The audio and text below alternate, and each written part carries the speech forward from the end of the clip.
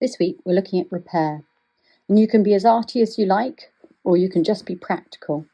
And we think being practical is really important because it keeps stuff out of landfill, doesn't it?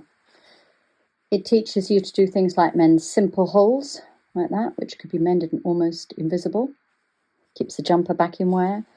Or, this looks horrible under this light, but this is a sail stitch on a huge split in some polyester sports trousers, and no one has ever commented, and they carried on being worn for 2 years, and that's polyester. So think of the savings in landfill and in CO2.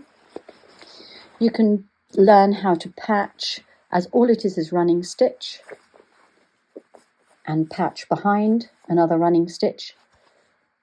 But in addition to learning these skills, it's important that you know this is what else you're learning.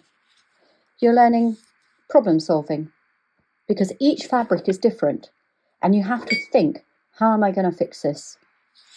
You're learning brain development. Your fine motor skill development, which you'll be expanding, is linked to the development of your neurons, and they get all buzzing, and then they connect to your other learning areas.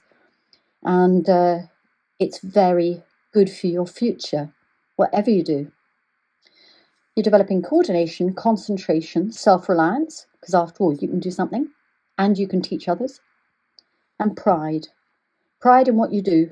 Doesn't matter if it's a bit messy at the beginning, but the fact that you're saving garments from landfill, that you've learned a new skill, be proud. And then some people find it very calming too. So learn some repair skills this week and count up and talk about the difference you've made.